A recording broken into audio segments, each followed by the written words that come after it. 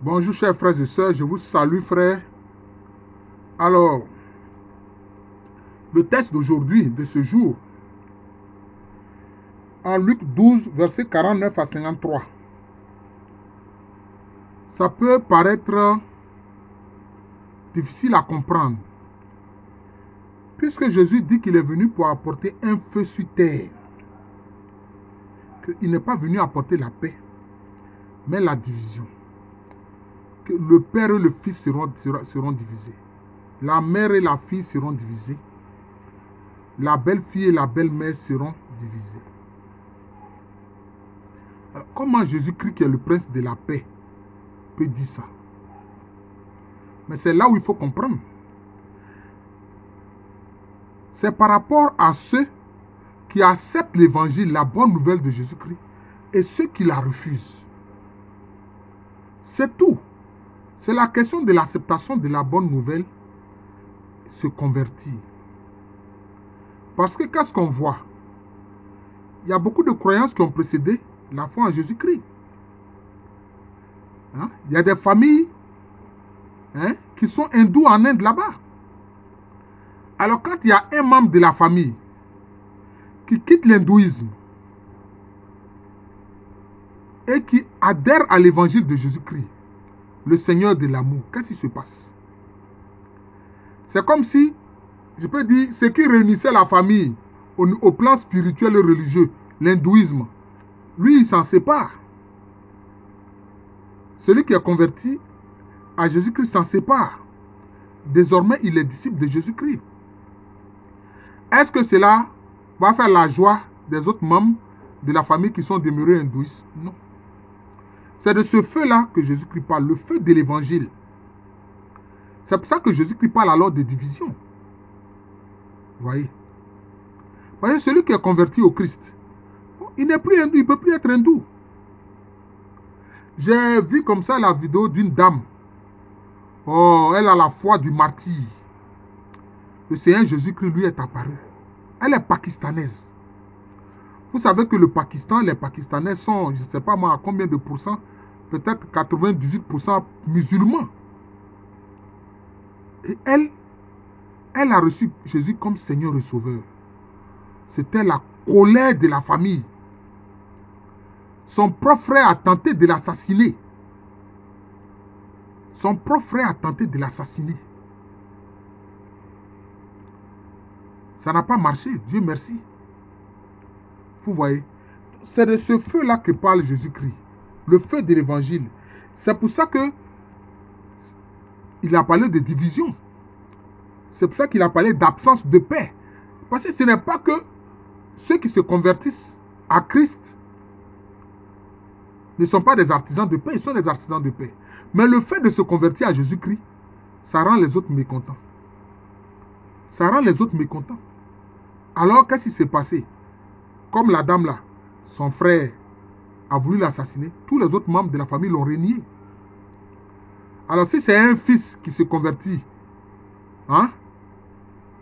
le père renie ce fils-là ou renie sa fille. J'ai écouté aussi une fois encore un témoignage très émouvant d'une dame qui est née dans une famille musulmane en Côte d'Ivoire ici. En Côte d'Ivoire ici. On dit famille musulmane. Bon. Et son frère s'est converti à l'évangile de Jésus-Christ. Son frère a été chassé par son père.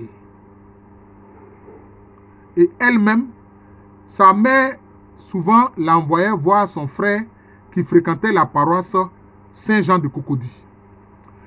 Et une fois, ils sont partis là-bas, c'était vers midi, sa maman l'avait envoyé pour prendre des nouvelles de son frère. Je crois que j'ai parlé de ça une fois dans une de mes vidéos. Et les gens étaient en train de faire l'angélus. C'était midi, les gens faisaient l'angélus. Donc son frère était en train de faire l'angélus avec les autres chrétiens. Et puis elle était avec sa cousine. Sa cousine a dit, mais allons-y, retenons à la maison. Ces gens-là, on ne sait pas ce qu'ils sont en train de faire. Ils sont en train de prier. Bon. Et puis elle a dit non à sa cousine. Non, mais attendons, quand ils vont finir, bon, on va prendre de ces nouvelles et puis on va aller dire ça à maman. Mais au moment où les gens faisaient l'angélus, elle voit que dans la grotte là, la statue de la Vierge là devient une personne réelle. Et puis elle a eu un échange avec la Vierge Marie. La Vierge Marie lui dit, mais tu t'appelleras désormais Marie-Madeleine. Elle dit non, elle s'appelle Awa. La Vierge dit, désormais tu vas t'appeler Marie-Madeleine. Elle dit à sa cousine, là, la statue là, c'est une femme, elle est en train de me parler. Maintenant, sa cousine a dit, mais qu'est-ce que tu deviens folle ou bien? Et donc, après, elle est retournée à la maison. Et puis, la Vierge lui a dit, tu vas aller au sanctuaire marial. Il faut t'informer. Au sanctuaire marial à Djamé. Il y a un prêtre là-bas, on l'appelle le Père Alter. Va le voir. Et puis, elle est allée voir le Père Alter. C'est comme si le Père Alter même l'attendait. Parce que sans doute, la Vierge Marie avait averti le Père Alter. Et puis, le Père Alter lui a donné quelques cours de catéchisme, dit ce que c'est que la foi en Jésus-Christ, etc. Et puis, très rapidement, après cet enseignement donné par le Père Alter, je peux dire ce catéchisme donné par le Père Alter, elle a été baptisée. C'est comme ça. Et son père a soupçonné ça. Donc, elle craignait que son père sache cela et que sans doute son père la chasse de la maison, comme il l'a fait pour son grand frère. Et puis, son père lui a dit, ne t'en fais pas. Il y a quelqu'un qui est venu me dire de te laisser tranquille, que tu lui appartiens. Ce quelqu'un-là, c'était qui? C'est Jésus-Christ.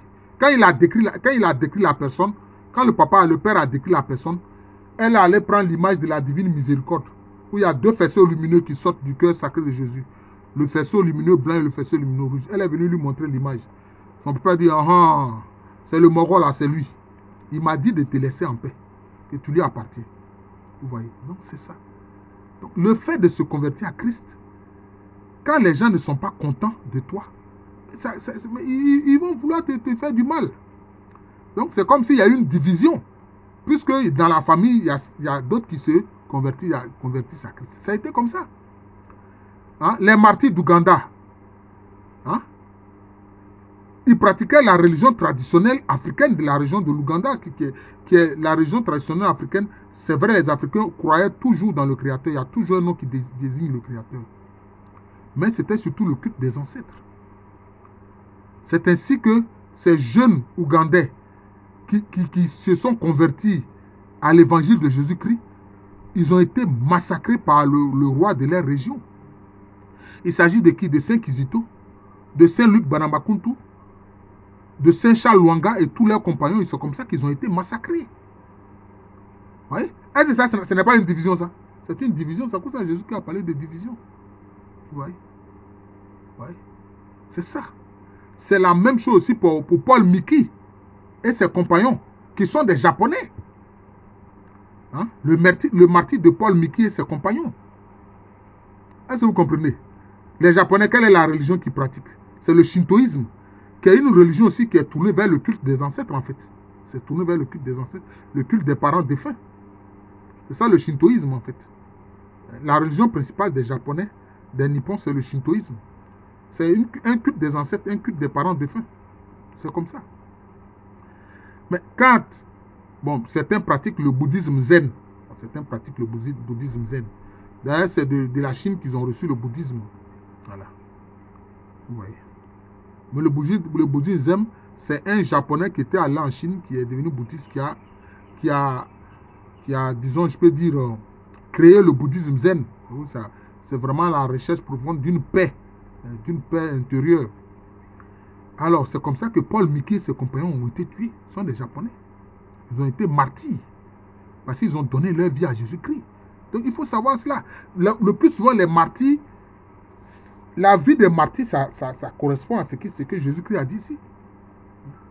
D'ailleurs, il a dit à Pierre, mais écoutez, celui qui me suit là, il va avoir des parents, même s'il est père. Il aura un père, il aura une mère, il aura des frères et sœurs, avec en plus des persécutions. C'est ce que Jésus-Christ a dit. Jésus-Christ n'a rien caché à ses disciples. Il dit, vous aurez en plus des persécutions. Parce que si toi, tu te convertis à Christ, ta famille, tes parents pratiquent une autre religion, mais ils ne seront pas contents de toi. Ils vont te persécuter. Je pense toujours à ce témoignage de cette Pakistanaise-là. Après, maintenant, elle a dû quitter même le Pakistan. Elle est allée en Angleterre, tout ça. Et puis, après quelques années, elle est revenue. Elle est revenue. Ses parents même ont vu le changement dans sa personne. Vous voyez? Il y a un pasteur burkinabé qui a créé une église qu'on appelle Mission Intérieure Africaine. On l'appelle Mamadou Philippe Karambiri. Il donne de très bons enseignements, ce monsieur-là. Mamadou Philippe Karambiri. Il était musulman, il est né dans une famille musulmane. Son père même était ce qu'on appelle un wali, c'est-à-dire que quelqu'un vraiment qui est... Un wali, c'est-à-dire celui qui est vraiment proche d'Allah, qui est même un ami d'Allah, parce que Abraham était appelé un wali de Dieu. Il s'est converti à Jésus-Christ. Parce que Jésus s'est manifesté à lui. Et sa maman même va se rendre compte, et puis il a fait aussi une partie de ses études en France. Quand il est revenu, sa maman va se rendre compte qu'il a changé. Parce que c'est un homme qui est assez corpulent, il est en forme, il est grand de taille. Et il aimait bien la bagarre. Mais quand il s'est converti à Christ, il dit que ça s'est passé en France. Mais sa maman même a constaté qu'il a changé. Hein? Il est devenu calme, hein? Un homme de paix, etc. Et puis sa maman a dit, mais si c'est devenu chrétien, c'est être comme ce que tu es devenu là. Mais dans ce cas-là, c'est une bonne chose. C'est ce que sa maman a dit. Et de toute façon, maintenant, tu ne fais plus la bagarre. Tu es un homme calme, etc. Hein? Tu transpires, tu respires la paix. Mais si c'est ça, être chrétien là, mais donc c'est une bonne chose. Je suis bien content que tu sois devenu chrétien. Ouais, c'est ce que sa maman a dit. Mais c'est ce que tout le monde a dit dans la famille. Non. Vous voyez, donc c'est pour ça. C'est pour ça que Jésus-Christ dit, c'est un feu qu'il a apporté sur terre. Le feu de la bonne nouvelle. Le feu de la bonne nouvelle, être son disciple. Disciple de l'amour. Parce que Jésus-Christ, c'est l'amour de Dieu manifesté. C'est cela. C'est pour ça. C'est pour ça qu'il a parlé de division, simplement. Sinon, ce n'est pas parce qu'il veut diviser les gens, non. Mais il sait que le fait que certains vont le suivre là, vont devenir ses disciples-là, les gens vont les persécuter. C'est pour ça qu'il a parlé de persécution. Cette division vient du fait que les autres refusent que leurs parents soient devenus chrétiens et veulent les persécuter. Donc il faut comprendre ça. Il faut comprendre ça. Sinon Jésus-Christ demain le prince de la paix, le Seigneur de l'amour. Voilà. La bonne nouvelle. Aimez-vous les uns les autres comme je vous ai aimé. Aimez votre prochain comme vous-même. Faites du bien à ceux qui vous font du tort. Priez pour ceux qui vous persécutent. C'est toujours valable. Vous voyez, donc c'est ça. Vous voyez, donc c'est ça. C'est ça. Donc j'ai voulu vraiment expliquer ce passage-là. Le feu de l'évangile sur terre. Qui crée une division apparente. C'est une division apparente, mais ça vient des autres. La division, là, vient des autres. Sinon, le chrétien demeure un homme de paix, une femme de paix. Parce que son Seigneur lui-même est le Seigneur de la paix, le Seigneur de l'amour, le Seigneur de la vérité. Voilà. Mais cette vérité-là, le feu de l'évangile, c'est le feu de la vérité. Voilà. C'est pour ça que Jésus-Christ lui-même, il a été persécuté. Les gens ont dit, mais toi, tu n'as même pas 50 ans. Et puis tu dis qu'avant Abraham, tu es. Ça veut dire que tu te proclames Dieu. C'est pour ça qu'ils l'ont tué.